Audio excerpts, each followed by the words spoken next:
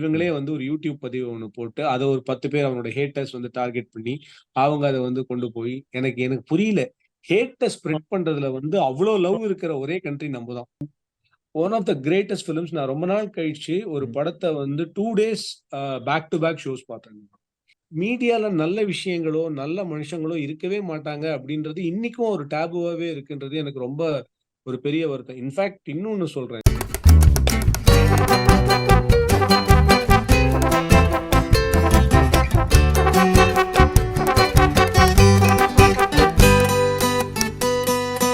Hey, welcome to another episode of The Couch Coaches. As you saw, we decided to pivot and bring experts from different domains. So we're excited to launch the entertainment series and bring in an expert from that domain. So Priyesh, over to you. We have an actor, radio host, RJ, television host, and now a successful director. We will see about him in few minutes. Viba, as I know him, we are college mates from 1995. And over to you, Viba, for your introduction. Hi guys. It's actually for me, it's very customary to say that it's absolute pleasure to see you, talk to you. These are all the things that I was actually using for last let's say 2 decades. But you know what, it is to talk to you, Priyesh, it is something like homecoming for me, because we have so much of a great past that we shared college for 3 years and what and all we did together. And Priyesh, I still remember that in college that we were all belonging to a cricket team, and Priyesh was an opponent team captain. He was supposed to be having the mighty Australian team. Because all the people in this team were representing different schools in different stages, and they were all great batsmen and bowlers, and we were like minions before them. And in the first year we never won the first round, and the last year we won the finals. So for me, no, there's one greatest journey of cricket that I always associate with Priyesh. Priyesh was actually a very intelligent captain, and that's what I know about him very much. And also he was there and he was voicing his opinions vociferously in a lot of things. The homecoming is the word that I really wanted to use, is because like connecting with a friend whom I know from my adulthood is something like very, very special. I was a chartered accountant, and I was not able to, I don't want to contribute to CA Institute much because there were already a lot of people contributing for the building fund. So I thought it is better that I put my money somewhere else. So I took a plunge and I started going for a marketing job, in which, I mean, like, life actually takes a very interesting turn. That when I actually, as an accountant, I joined a small polymer company in which I was handling a lot of stuff. And that point of time only, some twist happened. At that point of time, Radio Mirchi's audition happened. I just went for, without any idea that I went there, and there were somewhere around 2,500 people were there auditioned, and I was the chosen one in the final round. I mean, like, it's still like one dream that I am living from then on till now. I really don't know what and all I did in my life. Like, I did radio, I did television, and as an actor I did for somewhere around 30-40 films, and I have done a lot of national level copywriting stuff. I've done voice acting for a lot of storybooks, and I've been a dubbing artist, so much of things. And I learned screenwriting in 2014, I guess. So then I started a YouTube channel called Madras Meter, and it became so viral at that point of time. And I mean, like, I was actually a part of Tamil YouTube Renaissance in 2014-15, and then on my experiences with creativity were completely doubled, and I had so much of fun in creating new things that I really wanted to create, which finally ended up in making a film. Okay, so the best part about my journey that I really want to tell is that I never aimed for anything, that I enjoyed the process, and that's why I'm here, and I'm still going to enjoy the process in which that I'm going to go through. And I really don't know at one point of time that you may be finding myself sitting next to some rocket scientist in ISRO. So I really don't know what will happen in my life. But as long as I enjoy my journey, it is giving me a lot of good things. So that's about it. I think one thing that's interesting is, like you said, most of us, the Three Idiots movie, like Adramari, you just put a coin, whether it's an engineer or a doctor. So I'm sure you have to be a CA or an MBA is what people do. What was the role of your parents and family in just supporting you through that discussion, through the decision? The best part about my family is that at the age of 7, I lost my dad. Okay. Okay. So, I mean, like I was always close to my dad. My dad was a very pious and a religious person. And he taught me only one thing that I strongly carry from my dad is that you have a value for yourself. He says that at any point of time, never let yourself down, never let your guard down, just because it is going to be giving some temporary benefits. Never let your value down. So this is what my dad has always taught. So I'm in that sense, I'm so thankful to him, and it is a very, very, very small. I would say that I came from a very normal middle class background, not even upper middle class. I was exactly on the middle class. Okay, because my grandfather, my grandmother, my uncles, after my father's demise, we were all living as a joint family with my granddad. And one of my uncles, he was actually pursuing CA. One of my uncles was working, and they had their marital lives and everything. I mean, like, along with my cousins and all that we all grew as a big family. And then only after my grandfather's demise, only that we thought of shifting ourselves somewhere else. But still, till that time, the family was holding me very tight, and they always believed me in only one thing, that like எல்லா வீட்லேயும் சொல்கிற மாதிரி என்ன பண்ணாலும் படிப்பு தான் first. அது எல்லார் வீட்லேயும் இருக்கிறது தான், அது நமக்கு இல்லைன்னு சொல்ல முடியாது. Even your Ambani son also அதை ஃபஸ்ட்டு படிச்சிரு அப்படின்றது தான் எல்லாரும் சொல்கிறது.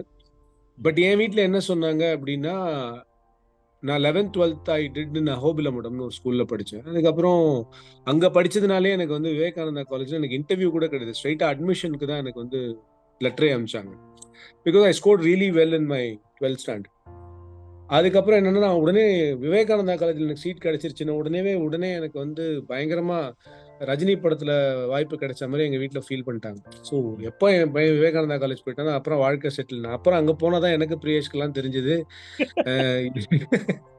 இங்க போனா என்ன செட்டில் ஆகுமோ இல்லையோ, நம்ம நிலைமை இதே மாதிரி தான் இருக்க போகுதுன்னு தெரிஞ்சு நம்ம ஏதாவது பண்ணாதான் உண்டுன்னு தெரியும் எங்களுக்கு.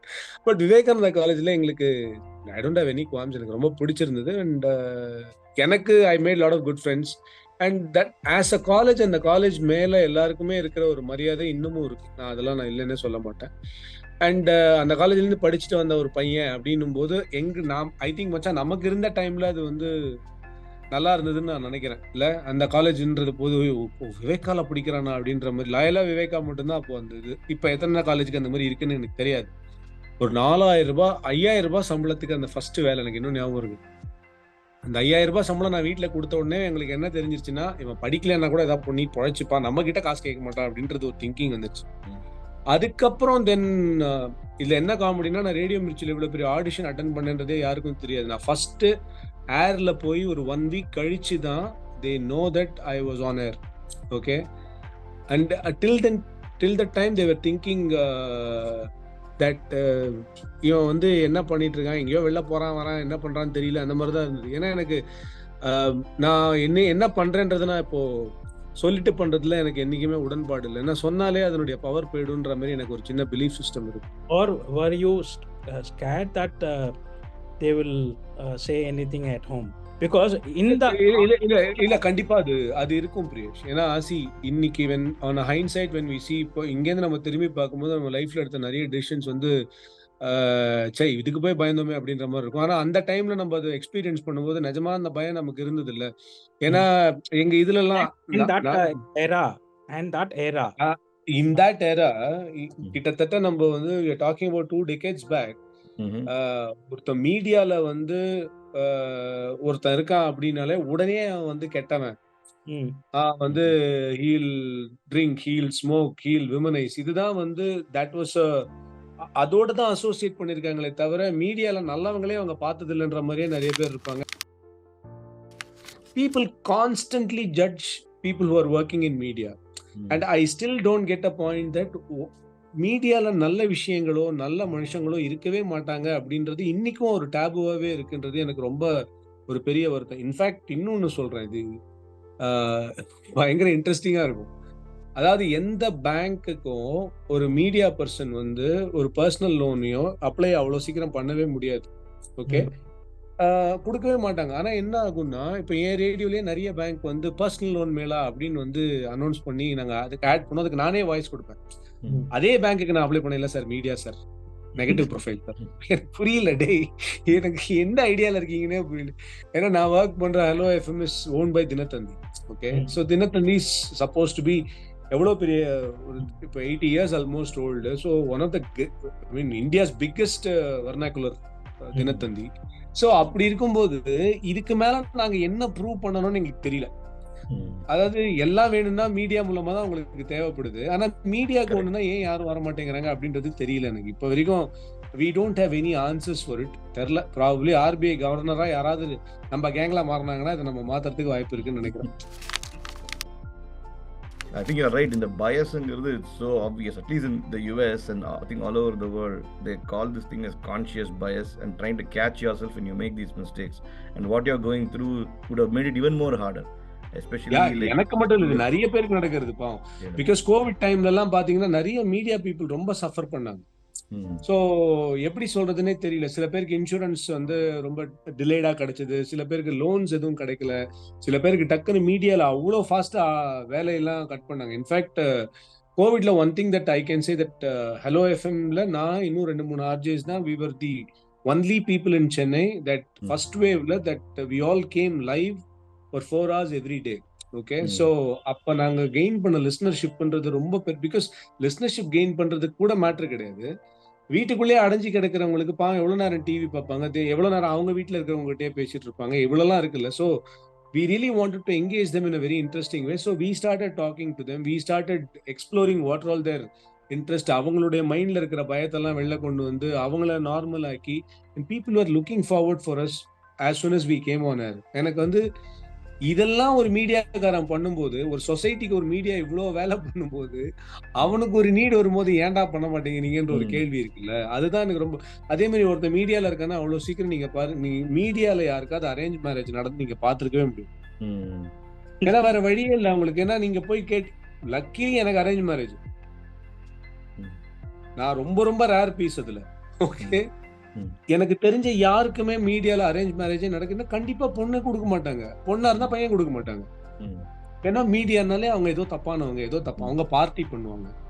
அப்போ மிச்ச ப்ரொஃபஷன்ல இருக்கிறவங்க யாருமே பார்ட்டி பண்ணல, காலைல வேலை பண்ணிட்டு கரெக்டா வீட்டுக்கு போயிடுறாங்களா. அதாவது எனக்கு புரியாத விஷயம் என்னன்னா, just because we move with people who has got glitz and glamour. Okay, we were always targeted. And every time it is always about எங்களுடைய கேரக்டர் அசாசினேஷன் பண்றதுக்கு தான் எல்லாம் ரெடியா இருக்காங்க. அது ஏன்னே தெரிய மாட்டேன். ஏன்னா நாங்களும் மனுஷங்க தானே, எங்களுக்கும் நார்மலான ஒரு ஃபேமிலி தானே இருக்கு. எனக்கும் ஒரு அம்மா இருக்காங்க, அக்கா இருக்காங்க, என்னோட ஒய்ஃப் இருக்காங்க, எனக்கு ஒரு அழகான பையன் இருக்கான். ஸோ நானும் உங்களை மாதிரி தான்றது நம்ம எப்படி புரிய வைக்கிறது உங்களுக்கு தெரியல. This is so unfortunate, right? I think everybody நீங்களாம் பண்ற வேலையெல்லாம் பார்த்து என்ஜாய் பண்ணி எல்லாம் பண்றச்சே, ஐ திங்க் இந்த மாதிரி ஸ்லாண்டர் பண்றது so unfair. இன்னொன்னு சொல்றேன், இது நான் இதுவும் எக்ஸ்ட்ராவா இன்னொன்னு சொல்றேன். ரீசெண்டா ஐ லாஸ்ட் அ ஃப்ரெண்ட். ஓகே, ரொம்ப க்ளோஸ் ஃப்ரெண்ட் எனக்கு அவன். ஸோ அவன் சடனா பாவம் he went through some depression and suddenly one fine day he collapsed. அதுக்கப்புறம் ஒரு 7 days அவனை ட்ரை பண்ணாங்க, but he was recovering and suddenly some multi organ failure, he died. அவனோட டெத்துக்கு நான் போறேன், I can't control my tears, I am crying. Okay, at some point of time after எனக்கு வந்து ரொம்ப கஷ்டமா இருந்ததுன்னு சொல்லிட்டு நான் வெளில வந்தோடனே ஒருத்தர் அங்க நின்றுட்டு இருக்காரு. என்ன சார் கொஞ்சம் கண்ணை தொடச்சிட்டு வாங்க சார், ஒரே செல்ஃபி எடுக்கணும் சார் அப்படின்னு. இதுக்கு எனக்கு புரியவே இல்லை, எந்த இடத்துல வந்து என்ன கேட்கணும்ன்றது கூட ஒருத்தனுக்கு தெரியல. பட் என்னன்னா இல்ல, நம்ம இப்ப அந்த செல்ஃபியை ரிஜெக்ட் பண்றது ஒரு பெரிய விஷயமே கிடையாது. ஓகே, உடனே என்ன பண்ணுனா நம்ம அதை பண்ணிட்டோம்னு வச்சுக்கோங்களேன், எனக்கு அதை பத்தி கவலை இல்லை சார், இன்னைக்கு நாட் இன் மூட்னு சொல்லிட்டு வந்துட்டேன். இதை வேற யாராவது ஒரு பெரிய ஆக்டர், நான் வந்து I never consider my self as big at all. நான் சும்மா ஐம் a trespasser, நான் பாட்டுக்கு என் வாழ்க்கையில போயிட்டு இருக்கேன், அவ்வளவுதான். ஆனா இது ஏதாவது ஒரு பெரிய ஆக்டர் மட்டும் பண்ணியிருந்தான்னு வச்சுக்கோங்களேன், உடனே வெளில போயிட்டு அவனுக்கு திமிரு, அப்படின்னு ஆரம்பிச்சு இவங்களே வந்து ஒரு யூடியூப் பதிவு ஒன்று போட்டு அதை ஒரு 10 பேர் அவனோட ஹேட்டர்ஸ் வந்து டார்கெட் பண்ணி அவங்க அதை வந்து கொண்டு போய் எனக்கு புரியல. ஹேட்டை ஸ்ப்ரெட் பண்றதுல வந்து அவ்வளோ லவ் இருக்கிற ஒரே கண்ட்ரி நம்ம தான் எனக்கு தெரிஞ்சு. இல்ல. That's what we were discussing before we came online. YouTubeல now dark content, that is hate, spreading hate everywhere. It is not only in India but everywhere. Or you have to put stupid content. In the medium content or white content, nobody watches. Point. அது ஏன்றதுக்கான answer வேணா நான் ரொம்ப ஈஸியா சொல்றேன். இப்போ என்னன்னா, நீ சும்மா ஒரு உலகத்தோட ஒரு cream of 100 people எடுத்துக்கிட்ட, சும்மா ஒரு சாம்பிள் சைஸ் ஆஃப் 100 people எடுத்துக்கிட்டேன்னா அதுல 1லேருந்து 2-3 புத்திசாலிங்க இருப்பாங்க. ஓகே, ஒரு ரொம்ப நார்மலா அவங்களுக்கு அடுத்த லெவல்ல ஒரு 15 to 20% இருப்பாங்க அப்படின்னா, பேலன்ஸ் இருக்கிற 80 வந்து மீடியாக்கரும் அது கீழேயும் தான். ஓகே, அவங்களால காம்ப்ரிஹெண்ட் பண்ண முடிஞ்ச கண்டென்ட் தான் அவங்க நிறைய கன்சியூமே பண்ணுவாங்க. இப்போ இன்னைக்கு வந்து அது வந்து அவங்க அறிவு கம்மியா இருக்குன்னு நான் சொல்ல வரல. ஒருத்தரோட அறிவுன்றது அவங்களுக்கு கிடைக்கிற எக்ஸ்போஷர் சம்பந்தப்பட்டது, அவங்களுக்கு கிடைக்கிற சரௌண்டிங் சம்பந்தப்பட்டது, அவங்களுக்கு கிடைக்கிற எக்ஸ்பீரியன்ஸ் சம்பந்தப்பட்டது. ஓகே, இது எல்லாமே கரெக்டா அமையறவங்களுக்கு ஆட்டோமேட்டிக்கா அறிவுன்றது தானாவே பெட்டரா இருக்கும். They go for searching for better content and better things so that they go to the next level. ஆனா மிச்ச பேர்லாம் என்ன பண்ணுவாங்க அப்படின்னா, இந்த 80% பீப்புளுக்கு வந்து அவங்களுக்கு எது ரெசனேட் ஆகுதோ அதை மட்டுமே கன்சியூம் பண்ணிட்டு போயிடு. அது ரொம்ப ஈஸியா என்னன்னா, அவங்களோட சர்க்கிள்ல ரொம்ப ஈஸியா அவங்களால பேச முடிஞ்ச விஷயம் அந்த கண்டென்ட்ல இருந்ததுன்னா ரொம்ப ஈஸியா அதை கன்சியூம் பண்ணுவாங்க. அதனாலதான் இந்த காசிப் மாங்கிங், இந்த மாதிரி கண்டென்ட், டார்க் கண்டென்ட், இது எல்லாமே ரொம்ப ஃபாஸ்டா ஸ்ப்ரெட் ஆகும். இது ஒரு சைக்கலாஜிக்கல் ஃபேக்ட், அவ்வளவுதான். ஆனா பீப்புள் லிட்டில் ஒரு ஸ்டேஜுக்கு அப்புறம் they will realize that you are what you eat ன்னு ஒரு இது இருக்கு இல்லையா, அந்த மாதிரி you are what you consume. I always see this. நம்ம என்ன டெய்லி கன்சியூம் பண்றோம், you are an average of 4 persons you meet daily. Okay, so அது நம்ம எதுவுமே பண்ண முடியாது. அதே பீப்புளோட சிந்தனைகள் தான் நமக்கு திருப்பி வரும். So at some point of time நான் என்ன டிசைட் பண்ணுவேன்னா, ஐ கோ ஃபார் அ டீடாக்ஸ். இப்போ நான் ரொம்ப நெகட்டிவா ஃபீல் பண்ண ஆரம்பிச்சிட்டேன்னா, நான் யார் கூடலாம் ரெகுலரா பேசிட்டு இருக்கேன்னு சொல்லிட்டு ஐ ஸ்டார்ட் மேப்பிங். ஓகே, அவங்க கூட கொஞ்ச நாள் பேசவே மாட்டேன், லைஃப் கொஞ்சம் பெட்டரா மாறி இருக்கும். ஏன்னா எனக்கு தெரியும் நம்ம என்ன பேசினாலும் அவங்க தப்பான நம்பிக்கையை நம்ம மேல எல்லாரும் அவங்களுடைய பயத்தை நம்ம மேல அப்படியே அவங்களோட எக்ஸ்பீரியன்ஸா கொட்டிட்டு போயிடுவாங்க. உடனே நம்மளும் நமக்கு அது நடக்கிறதா நினைச்சு பயந்துட்டே இருப்போம். இதெல்லாம் நமக்கு தேவையில்லை. நம்ம ஏதோ ஒரு கஷ்டப்பட்டு ஒரு நல்ல கதையை எழுதிருப்போம், அங்கேருந்து போனோடனே சார் இந்த கதையெல்லாம் ஒர்க் ஆகுது சார், நான் ஏற்கனவே ட்ரை பண்ணிட்டேன் சார், ஒருத்தர் சொன்னோடனே ஐயோ போச்சு போல இருக்கு அப்படின்னா, அப்படிதான் லக்கி மேன் அப்படின்னா யோசிச்சிருக்கவே முடியாது. Lucky man people come to Lucky Man afterwards. No, okay, you said 80% people consume this. Okay, you've been a RJ, a TV host. Yeah. When you did it, did you keep this 80% in mind when you did it, or you did whatever the channel asked you to do?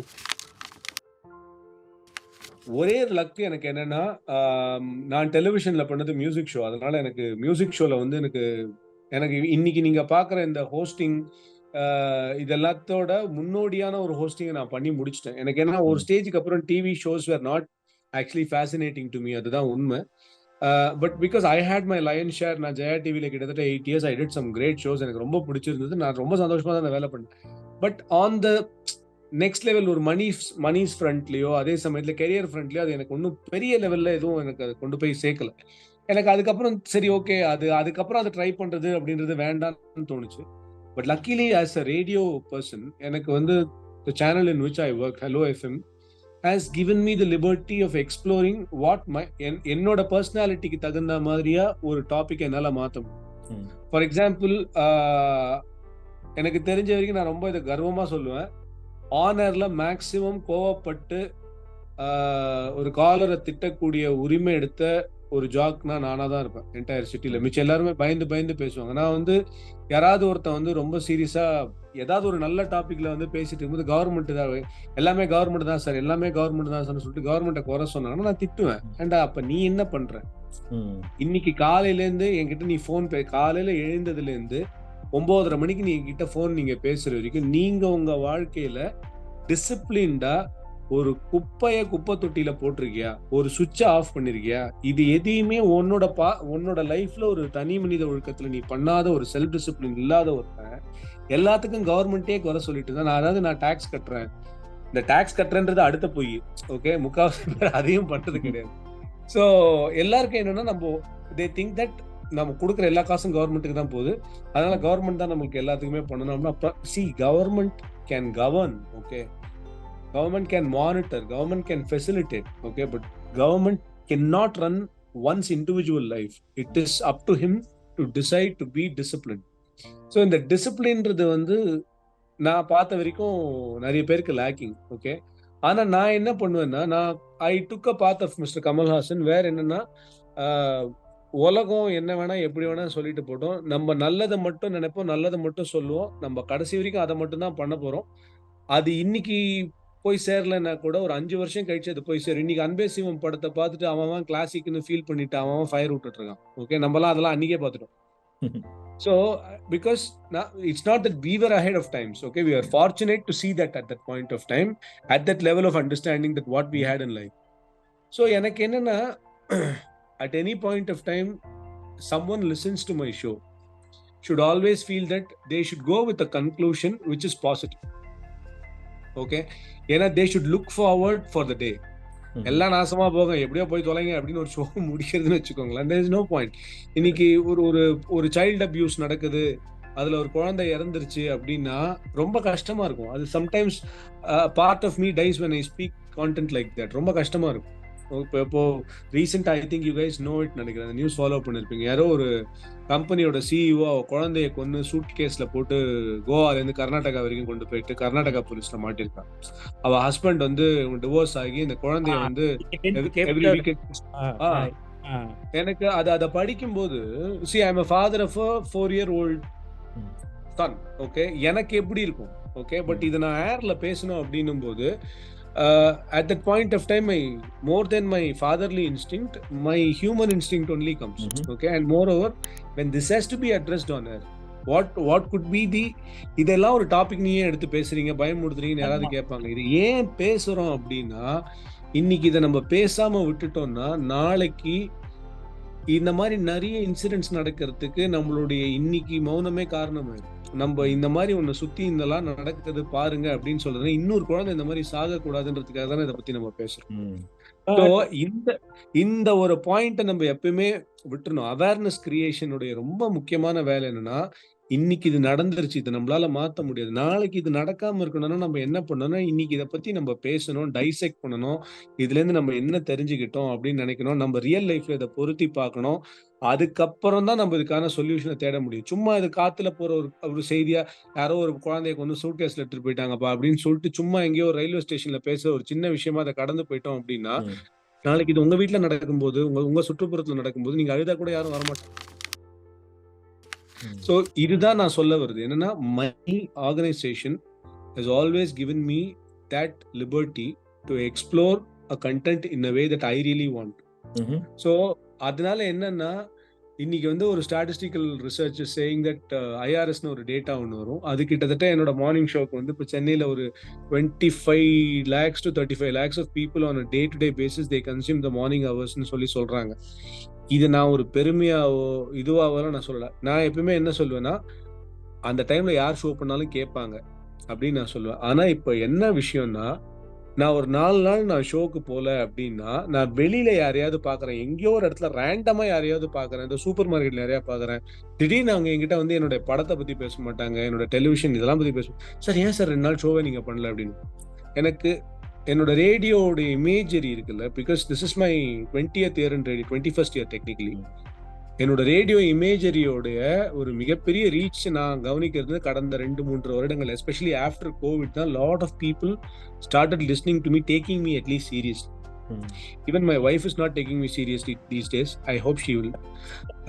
But still இவ்வளோ பேர் நம்மளை கேட்குறாங்க அப்படின்னு நினைக்கும் போது கொஞ்சம் சந்தோஷமா இருக்கு. So how do you differentiate? It's a thin line, dark content and give them the right solutions or possibilities on the event. you said that child's murder, that is content. Yeah. Okay, how do you translate it into neutral or white? Why you have to go there? You told us why, but how do you translate it? And second question, why are more number of people not doing it? என்னை பொறுத்த வரைக்கும் என்னன்னா when a topic is open out for discussionல இப்போ நம்ம பார்க்கறது தானே ஒரு ஒரு ஒரு விஷயத்த வந்து ரொம்ப சிம்பிளா இப்போ ரொம்ப இது என்னுடைய radio workshop screenplay ஒர்க் ஷாப்ஸ்லாம் நான் சொல்றது தான். நம்ம ரொம்ப நாள் பார்த்துட்டு இருக்கோம்ல, ரொம்ப சின்ன வயசுல இருந்து கேட்ட ஒரு கதை தான். பாட்டி வந்து வடை சுடுவாங்க, காக்கா எடுத்துட்டு போகும். ஸோ இது வந்து நம்ம குழந்தைங்களுக்குலாம் சொல்லிட்டு வளர்த்த ஒரு கதை தான். இன்னும் வரப்போற ஜென்ரேஷனுக்கு இந்த கதை தான் இருக்க போகுது. ஆனா இப்ப என்னன்னா, அந்த காக்காக்கு ஒரு கதை இருக்கு. அந்த காக்கா அந்த வடைய எடுத்துட்டு போய் யாருக்கோ குடுக்க போது, அந்த காக்கா பசியோட இருக்கிற தன்னுடைய பசங்களுக்கு அந்த காக்கா குடுக்க போகுதுன்னு நம்ம முன்னாடி ஒரு ஸ்டோரி வச்சோம்னா, இப்ப அந்த காக்கா வந்து எக்ஸ்ட்ராடினரியா ஒரு பயங்கர தியாகமான ஒரு காக்கா. அந்த காக்காக்கு வடை கிடைக்கணும்னு நம்ம நினைப்போம்ல. அதே மாதிரி இந்த பாட்டி இன்னைக்கு இந்த வடையை வித்தா மட்டும்தான் தான் வீட்டுல ரொம்ப பசியோட இருக்கிற தன்னுடைய பேர குழந்தைங்களுக்கு சாப்பாடு வாங்கி தர முடியும் அப்படின்னு சொன்னா, இப்ப அந்த பாட்டி becomes a very prominent character and we will always empathise with the பாட்டி.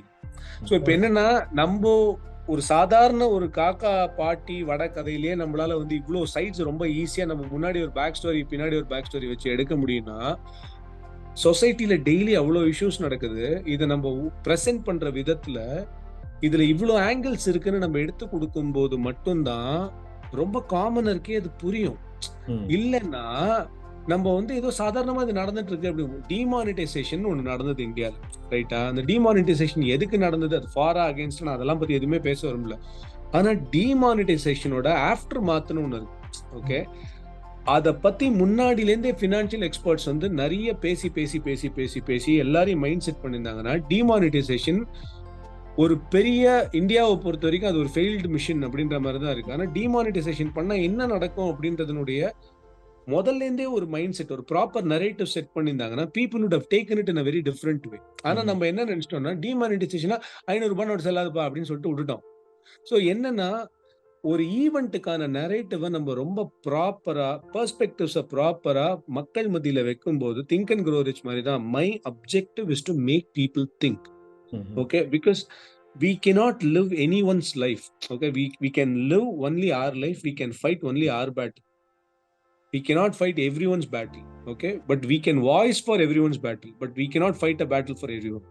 So என்ன பொறுத்த வரைக்கும் ஒரு விஷயம் இஷ்யூவா இருக்கு அப்படின்னா, அந்த இஷ்யூ ஏன் இஷ்யூவா இருக்கு, அந்த இஷ்யூல எவ்வளவு விஷயங்கள் சரௌண்டடா இருக்கு, இதுல எந்த ஆஸ்பெக்ட் என்ன பொறுத்த வரைக்கும் சரி, எது தப்புன்றது நான் என்ன பொறுத்த வரைக்கும் தான் சொல்லுவேன்.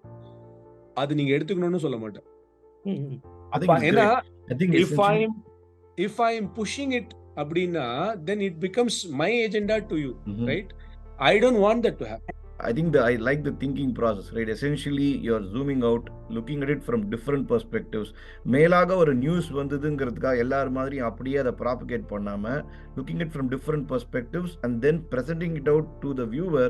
Now the viewer is able to assemble all that and internalize it in the way that makes sense for them, right? I think it's a very unique and probably the correct way to do this. Now to the other question that Priyesh asked, ஏன் எல்லாரும் இதை பண்றது இல்லை? நல்ல கேள்வி இது. So எனக்கு என்னன்னா, டிசிப்ளின் ரொம்ப நல்ல விஷயம் அப்படின்னு நம்ம சின்ன வயசுலேருந்து சொல்லி சொல்லி வளர்க்குறோம். ஆனா ஏன் நிறைய பேர் டிசிப்ளினை ஃபாலோ பண்றது இல்லை அப்படின்னா, people don't like discipline. Okay, your mind is not someone which likes a control. And இப்போ என்னன்னா, இது புத்தர் சொன்னது, நீ போற வழியில எல்லாமே உனக்கு கிடைச்சது அப்படின்னா நீ பண்றது எதுவுமே தப்பா ரைட்டான்னு கூட நீ யோசிக்க மாட்டேன், கரெக்டா? அதனால இப்போ இவ்வளவுதான் விஷயம். ஸோ நான் எதுவுமே பண்ணாமலே எனக்கு 100 கோடி 500 கோடி கிடைக்குதுன்னு ஒரு ஹீரோ சொல்றாருன்னா, அவர் ஏன் கஷ்டப்பட்டு நடிக்கணும் சொல்லுங்க? இன்னைக்கு ரொம்ப சிம்பிள்ங்க. Because I hear, okay, I am just dropping a name. இன்னைக்கு வந்து ஒரு இப்போ சல்மான் கான் எடுத்துக்கோங்க. Salman Khan knows that how to keep himself fit. அவரை வந்து ரொம்ப ஃபிட்டா காமிக்கணும், அவரை ரொம்ப அழகா காமிக்கணும், எலிகண்டா காமிக்கணும், அதுதான் அவருடைய ஒரே இது. ஓகே, ஆனா little did people realise that அவர் க்ளோஸ் அப் ஷாட்ஸ் மட்டும் தான் நடிப்பார். அதுக்கப்புறம் அவரோட பாடி டபுள் தான் நிறைய நடிச்சிட்டு இருப்போம். ஓகே, இவ்வளவுதான் வந்து விஷயம். ஏன்னா சல்மான் கான் டெக்னிக்கலி அவர் எல்லா ஷார்ட்ஸ்லயும் இருக்கணும்னு அவருக்கு அவசியமே கிடையாது. ஏன்னா சினிமா நீங்க எப்படி வேணா சீட் பண்ண முடியும் சினிமால. சோ இப்போ என்னன்னா, இப்போ சல்மான் கான் வந்து இப்போ சல்மான் கானுக்கு பாடி டபுளே இல்ல உலகத்துல அப்படின்னா சல்மான் கான் தான் பண்ணணும்னா அவர் தான் பண்ணி ஆகணும்னா வேற வழி இல்ல அவர் பண்ணுவார். அது கூட அவரோட பர்சனல் சாய்ஸ் தானே. ஏன் எல்லாரும் இதை பண்ண மாட்டேங்கிறாங்க அப்படின்னா அதுக்கு ரொம்ப முக்கியமான காரணம் எல்லாருக்கான தேடல், எல்லாருக்கான தேவைன்றது வேற வேற மாதிரி இருக்கு. ஓகே, ஒரு ஒரு ஒரு படம் பார்க்கும்போது நான் ஒரு சும்மா எக்ஸாம்பிளுக்கு சொல்றேன். இப்போ லேட்டஸ்ட் 12th ஃபெயில்னு ஒரு படம் வந்திருக்கு. I don't know whether you guys saw that film. Oh yeah, I saw it. And one of the greatest films. நான் ரொம்ப நாள் கழிச்சு ஒரு படத்தை வந்து 2 days back to back shows பார்த்தேன். ஒரு at the age of 70 வந்து விது வினோத் சோப்ரா அப்படி ஒரு படம் அட்டம் பண்றாருன்றதே எனக்கு ரொம்ப ஆச்சரியமா இருந்தது. அந்த படத்துல வர ஒரு விஷயம் எப்படின்னா அவ்வளவு கஷ்டமான ஒரு ஒரு எப்படி சொல்றது, சம்பல் பள்ளத்தாக்குல 12th வந்து டீடைன் ஆன ஒருத்தன் அவன் வந்து ஒரு ஐபிஎஸ் ஆஃபீஸர் ஆகிறான். அதாவது ஒரு ஐபிஎஸ் ஆஃபீஸரை பார்த்து உங்களை மாதிரி ஆகணும்னா நான் என்ன சார் பண்ணணும், தயவு செஞ்சு வாழ்க்கையில பொய் மட்டும் சொல்லாத அப்படின்னு அவர் சொல்ற அந்த ஒரு லைன் தான் அந்த பையனோட லைஃபை மாத்திருக்கு. அந்த படத்துல அவனுடைய கஷ்டம் எல்லாத்தையும் காட்டுவாங்க. அந்த படத்துல பாக்குறதுக்கே எனக்கெல்லாம் வந்து கண்ணுல தண்ணி வந்துருச்சு.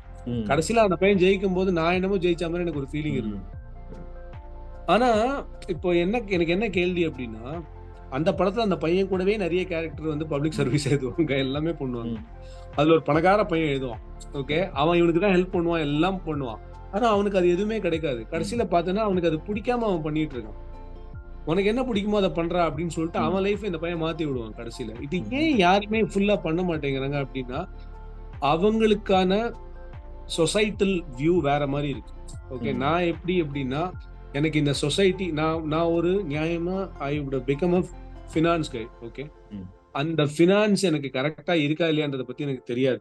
ஆனா somehow universe has conspired something and it made me to come into media. Okay, so when that happened to me, இது வந்து society has given me so much. Okay, in return what I can give to society ன்றது தான் என்னுடைய point. Okay, இது என்னன்னா இது வந்து ஒரு பெரிய ஸ்பிரிச்சுவல் கான்செப்ட். இது நீங்க படிச்சீங்கன்னா உங்களுக்கும் தெரியும். பீயிங், டூயிங், ஹேவிங்னு ஒன்று இருக்கு. ஓகே, ஸோ இப்போ வந்து ஒரு மாமரம் எடுத்துக்கிட்டீங்கன்னா ஒரு மேங்கோ சீட்ல இருந்து ஒரு மாமரம் மட்டும்தான் வர முடியும். டெக்னிக்கலி ஒரு நீம் ட்ரீ வர முடியாது, குவாவா ட்ரீ வர முடியாது. ஸோ இப்போ அந்த மேங்கோ சீடை நீங்க வந்து என்ன பண்ணணும் அப்படின்னா கரெக்டா அது நீங்க ஒரு இடத்துல புதைக்கணும். அது நீங்க வந்து ஒரு ஃபெர்டைல் லேண்ட்ல புதைக்கணும். அதுல நீங்க தண்ணி விடணும், அவ்வளவுதான். ஓகே, ஸோ இந்த வேலை நடந்துருச்சு அப்படின்னா இதுதான் டூயிங்.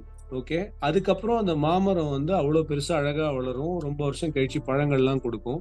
அந்த பக்கமா நம்ம எல்லாம் போகும்போது இந்த பழம்லாம் நல்லா இருக்கு அப்படின்னு சொல்லிட்டு பழத்தை சாப்பிட்டு இந்த மரத்தை நம்ம விட்டுறக்கூடாதுன்னு சொல்லிட்டு மரத்தை சுத்தி வேலி போட்டு மரத்துக்கு ப்ராப்பரா ஃபெர்டிலைசர் எல்லாம் போட்டு வாட்ச்மேன் எல்லாம் போட்டு பார்த்துக்கிட்டு அந்த மரத்துக்கு நமக்கு எல்லா மரியாதையும் கொடுத்துட்டே வந்தா அந்த மரம் லைஃப் லாங் நமக்கு பழம் கொடுக்கும்னு நமக்கு தெரியும். ஸோ மரத்துக்கு தேவையான எல்லாமே அதுக்கப்புறம் கிடைச்சிருச்சு. This is called having. Okay, இப்போ எனக்கு என்னன்னா என்னோட பீயிங் இதுதான். என்னோட being I always want to give 10 times what society has given me. ஏதாவது ஒரு கிரீவன்ஸ்னா ஒரு நியூஸ் சேனலுக்கு ஃபோன் பண்றது கூட ஒரு காமன் மேனுக்கு வந்து வாய்ப்பு கிடைக்க மாட்டேங்குது. ஸோ அவங்களுடைய ஆன் த கோல ரொம்ப ஈஸியா கனெக்ட் பண்ணக்கூடிய ஒரு பேக்ரவுண்ட் மீடியம் தான் வந்து ரேடியோ. ஸோ அந்த ரேடியோல எனக்கு இவ்வளோ விஷயத்தையும் நான் ரேடியோல ஸ்ட்ராங்கா இருந்ததுனால தான் என்னால் இவ்வளோ விஷயத்தையும் என்னால் பண்ண முடியுது. ஓகே, ஸோ அந்த ரேடியோக்கு நான் திருப்பி ஏதாவது கொடுக்கணும் அப்படின்னா நான் வந்த போது இந்த மீடியம் எப்படி இருந்ததோ அதை அட்லீஸ்ட் என் மூலமா இன்னும் ஒரு ட்வைஸ் நான் இன்னும் பெருசா இன்க்ரீஸ் பண்ணி கொடுத்துட்டு போனோன்றதுக்கு தான் நான் வேலை பண்றேன். அந்த வேலையை என்னால முடிஞ்ச வரைக்கும் நான் நல்லா பண்றேன்னு நான் நினைக்கிறேன். So I think I answer it all. Yep. I think what you have chosen is the harder path, right? And doing the right thing and giving back to society. It may not snap to everybody else to do the same approach. I think that is interesting.